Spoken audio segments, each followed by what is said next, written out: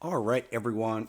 I want to talk about something here that I've been working a lot on this past year, and that's for me, it's been custom armies. And I want to talk about what I feel would be good when you are creating a custom army. How to create both a fun and a balanced custom army for One Page Rules, specifically their army creator here. So, just so you know, One Page Rules does have a custom army creator. You do have to be a level 1 Patreon. I'm not going to get any sort of screenshots into that. This is paid content, and I want to respect One Page Rules, not sort of showing any paid content. But I think broadly speaking, the UI to build a custom army builder is really good. It's something that I really love about One Page Rules. I love the idea of creating your own custom armies.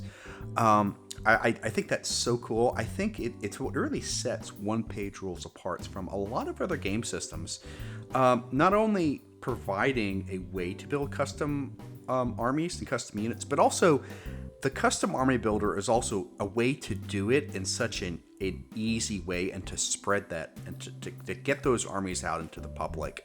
I do know there is other systems that you can, of course, build your own units, but they just don't have the support, especially of that army builder. And so with that, I want to talk about what I think are some good ways that you can do to build both fun and balanced lists that you can share with your friends, share with others. I know for myself, I'll primarily be, I do a lot of my custom armies more from a competitive perspective, but I actually have built a lot of, just fun custom armies.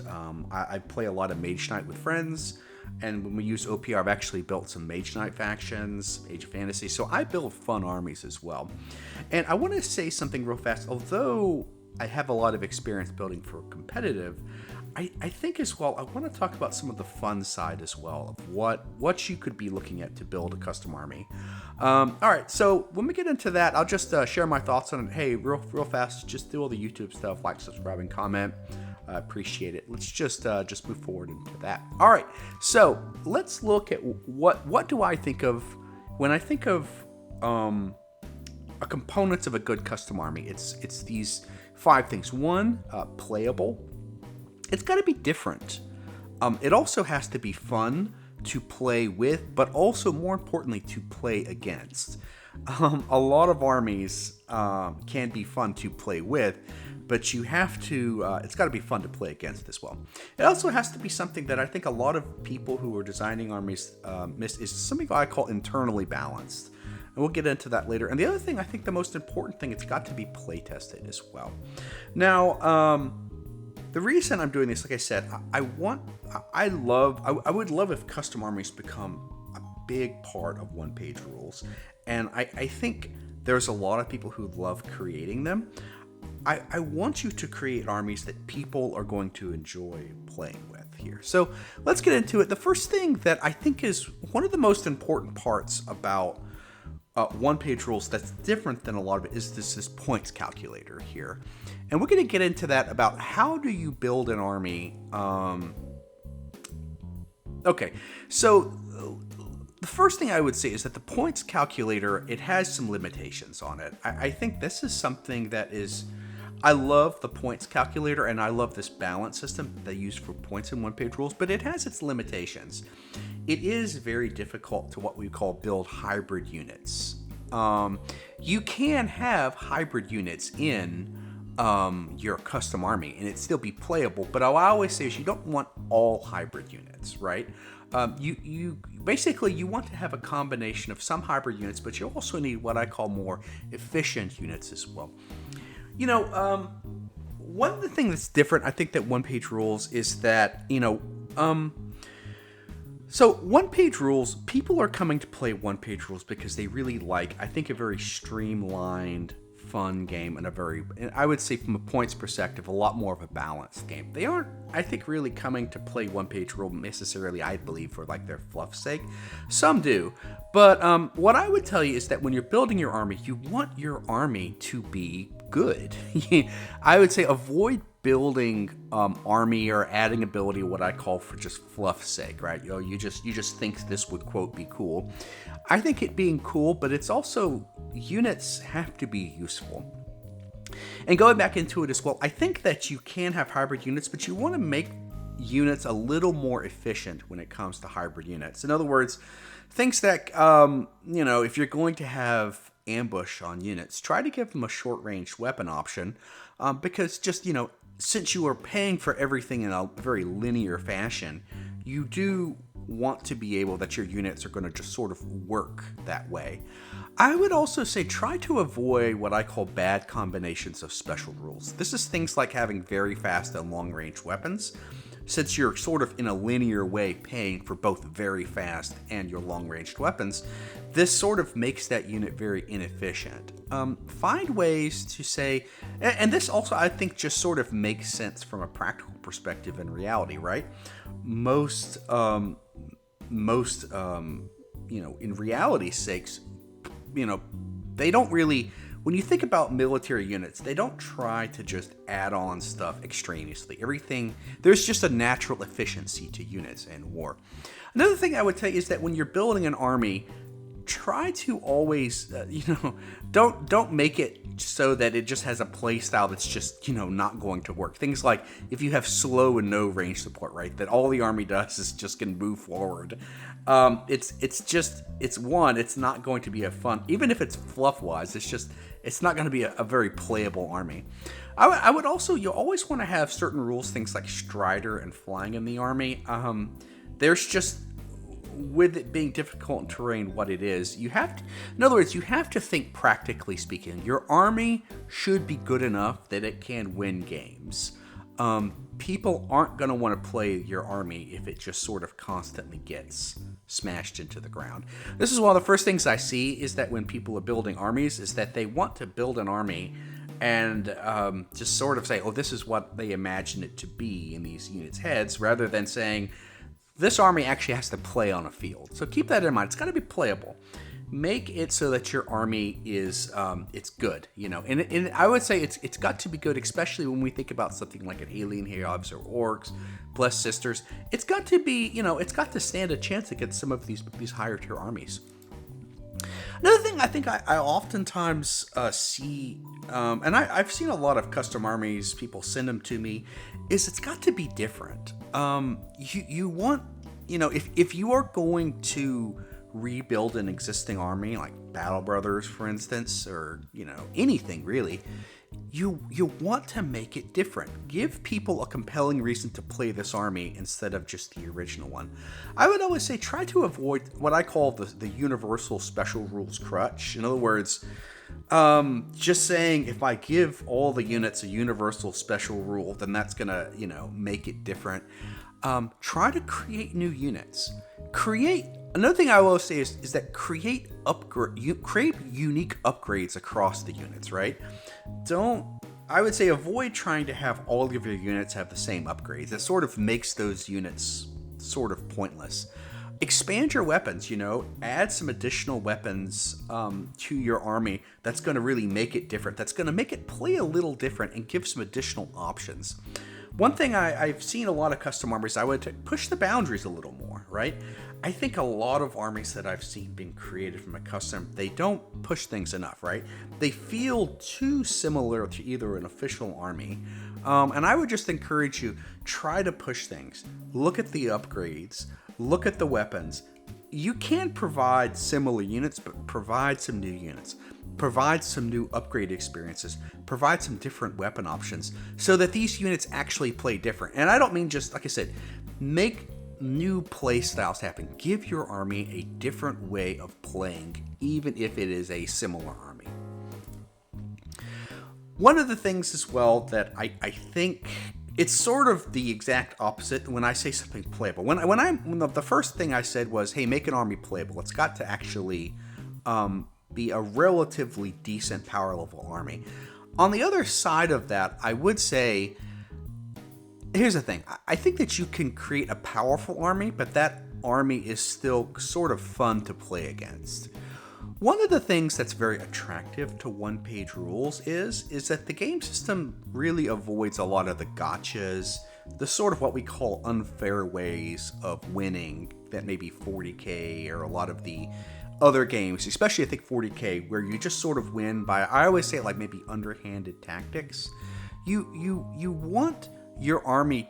This is a great question. Would you enjoy playing against your army? I think that there are certain upgrades, one of which I always put is things like hit and run. Hit and run is a very good upgrade, but I would be sparing in using those sort of upgrades, because hit and run, if overused, can just be really annoying to play against. You don't want to have, 4 units all with hit and run, and then, your opponents just constantly getting tagged and then, sort of ran out of the way.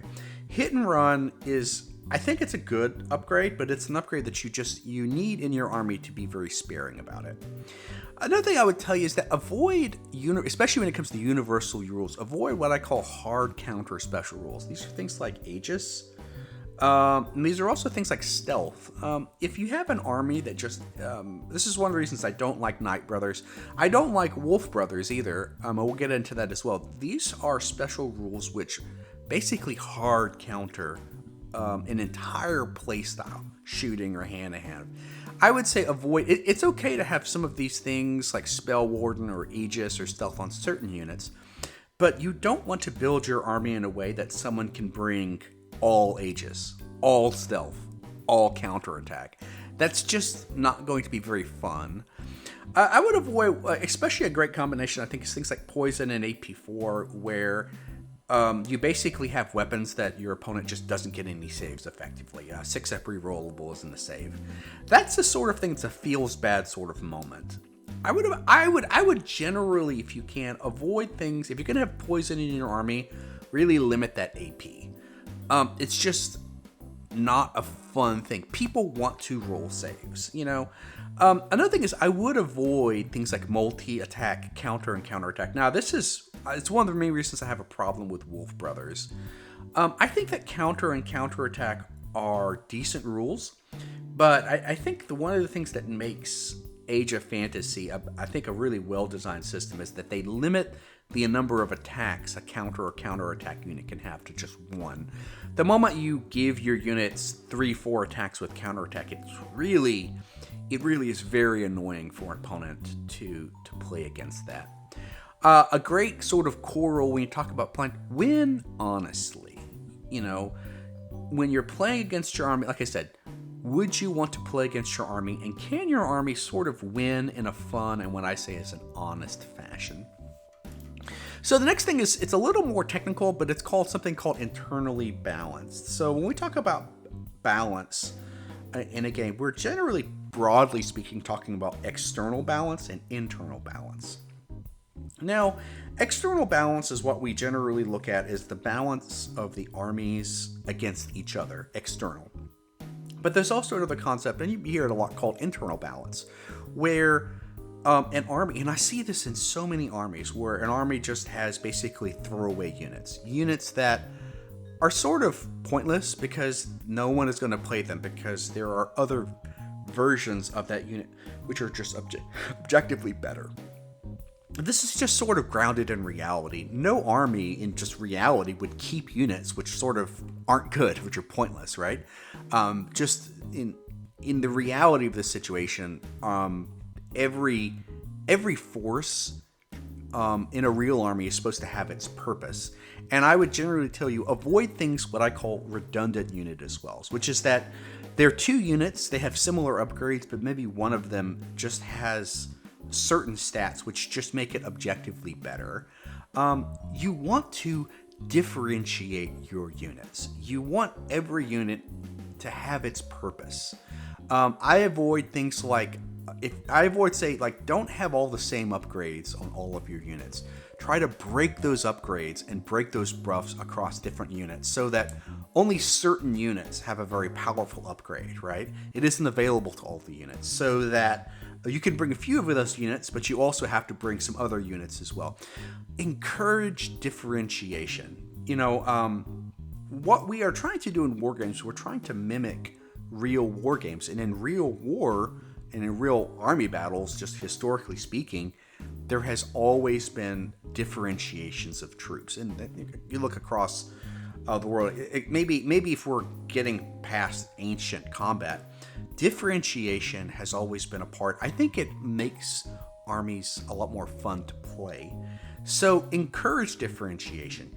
Give each one of your units in that army should have a purpose. And when you're building army lists and you find you just never pick a unit, it's a great opportunity, either one, to maybe take some of your really awesome units and sort of buff them down. Like, I would say nerf them a little bit and buff up some of those units that no one plays.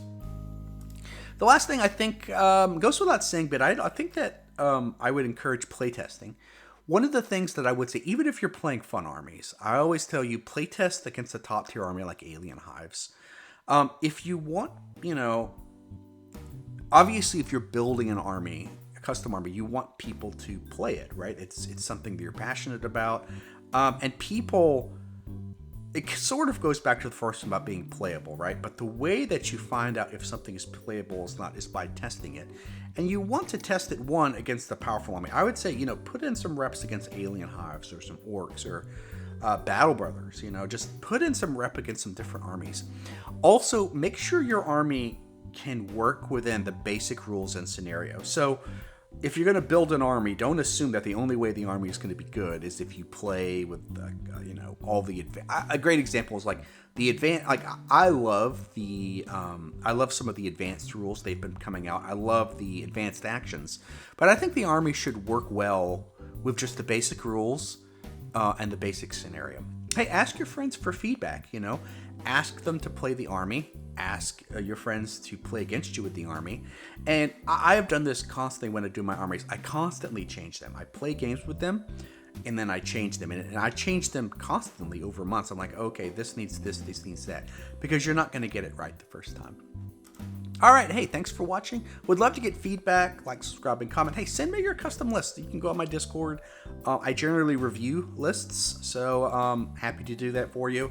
Life can sometimes get a hold of me, but I do try to fit it in. Thanks a lot.